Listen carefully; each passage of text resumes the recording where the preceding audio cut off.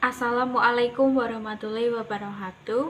Perkenalkan, kami dari kelompok 11 yang beranggotakan saya sendiri Rifa Aprilia NIM 192111047. Yang kedua yaitu ada Denisa Ermadianis Tarisna Dewi dengan NIM 202111134. Dan yang ketiga yaitu Farida Elvandarining Tias dengan NIM 202111119. Di sini kami akan mempresentasikan mengenai review dari kelompok 1 sampai dengan kelompok 14. Yang pertama akan disampaikan oleh Mbak Denisa.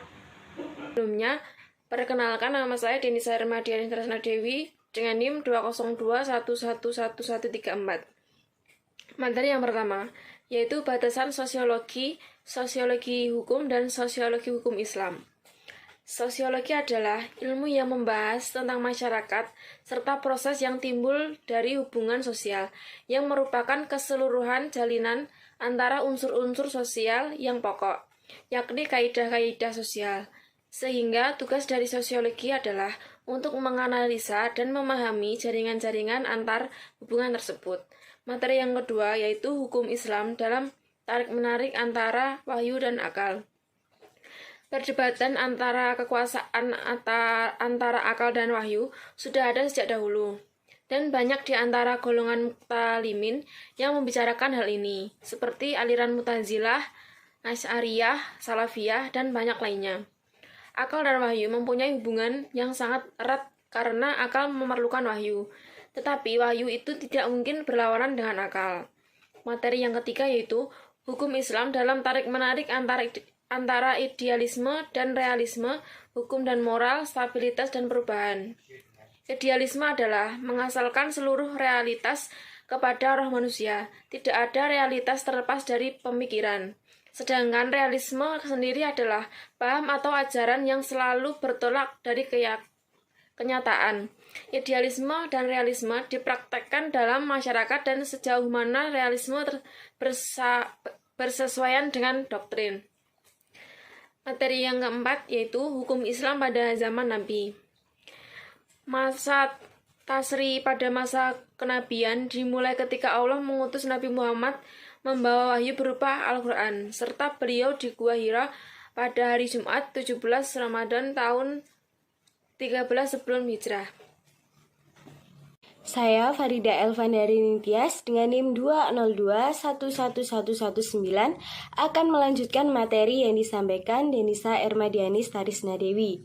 Yang selanjutnya adalah materi ke-6 yang berjudul Hukum Islam pada Masa Tabi'in. Hukum Islam pada masa tabi'in ini dimulai dari tahun 661 Masehi pada pertengahan pemerintah dinasti Abbasiyah.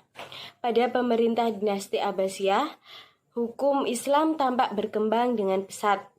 Pada masa tabi'in ini, sumber hukum Islam yang digunakan adalah Al-Quran, As-Sunnah, Ijma', dan Qiyas. Yang selanjutnya adalah materi ke-7, yang membahas mengenai hukum Islam pada zaman mazhab, di mana pada periode Abbasiyah, hukum Islam dikaji dengan sistematis, sehingga memunculkan 4 mazhab. Dalam hukum Islam, antara lain mazhab Sunni Abu Hanifah, Imam Malik bin Anas, Imam Syafi'i, dan Ahmad Ibnu Hambali. Faktor penyebab dari munculnya 4 mazhab adalah adanya perbedaan dalam pemahaman terhadap Al-Quran, sebab-sebab mengenai sunnah Nabi, dan perbedaan mengenai qawaid usuliyah dan qawaid fikihiyah. Yang selanjutnya adalah materi ke-8. Dalam materi ke-8 ini membahas mengenai hukum Islam pada masa taklid. Secara istilah, taklid berarti mengikuti pendapat seseorang, mujtahid atau ulama tertentu tanpa mengetahui sumber dan cara pengambilan pendapat tersebut. Faktor penyebab dari kemunculan taklid adalah adanya pembukuan kitab mazhab, fanatisme mazhab, jabatan hakim, ditutupnya pintu ijtihad, persaingan antar pengikut mazhab. Berikutnya adalah materi ke-9 yang membahas mengenai hukum Islam pada zaman modern. Modernisme dalam fikih Islam adalah rangkaian pikiran dan aliran dalam ijtihad fikih Islam untuk mengubah paham-paham adat istiadat institusi-institusi lama disesuaikan dengan suasana yang baru yang timbul akibat dari kemajuan ilmu pengetahuan dan teknologi. Tokoh pemikir hukum Islam modern adalah Jamaluddin Al-Afghani bin Saftar, Muhammad Abduh, Muhammad Rashid Ridho. Yang selanjutnya adalah materi yang ke-10 yang membahas mengenai interaksi antara hukum dan gejala sosial dalam masyarakat. Interaksi sendiri merupakan proses di mana orang-orang yang berkomunikasi saling mempengaruhi pada segi perasaan, pikiran, dan tindakan.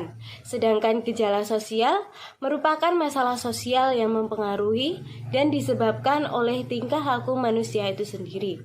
Masalah sosial menyangkut nilai-nilai sosial dan moral. Masalah tersebut merupakan persoalan sebab menyangkut tata kelakuan immoral, berlawanan dengan hukum dan bersifat merusak. Materi selanjutnya akan dijelaskan oleh Saudari Rifa Afrilia. Baik, saya akan melanjutkan materi yang sudah disampaikan oleh Mbak Farida.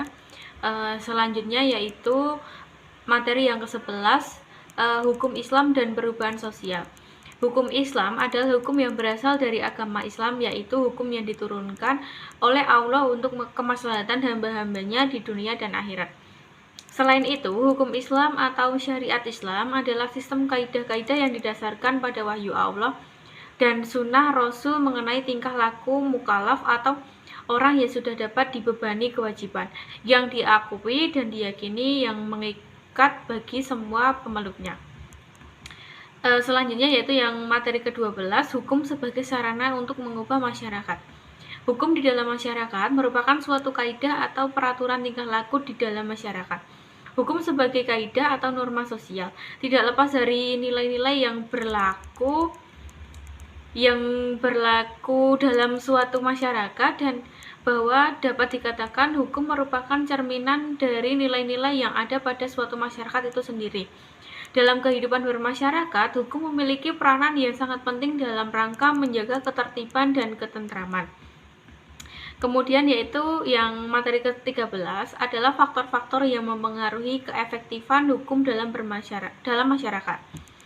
Faktor yang mempengaruhi efektivitas hukum itu ada 5. Yang pertama yaitu faktor hukumnya sendiri. Yang kedua yaitu faktor penegak hukum. Yang ketiga faktor sarana atau fasilitas yang mendukung penegakan hukum. Yang keempat yaitu faktor masyarakat. Dan yang terakhir yang kelima yaitu faktor kebudayaan. Pengaruh dan selanjutnya materi yang ke-14 yaitu pengaruh dan akibat perubahan masyarakat pada individu dan kelompok. Perubahan sosial dalam masyarakat bukan merupakan sebuah hasil atau produk, melainkan suatu proses.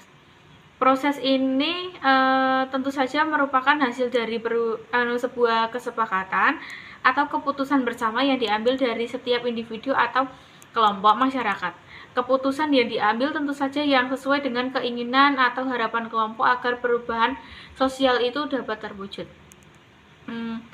Sekian presentasi dari kelompok 11, kurang lebihnya jika ada salah-salah kata mohon dimaafkan. Akhir kata, wassalamualaikum warahmatullahi wabarakatuh.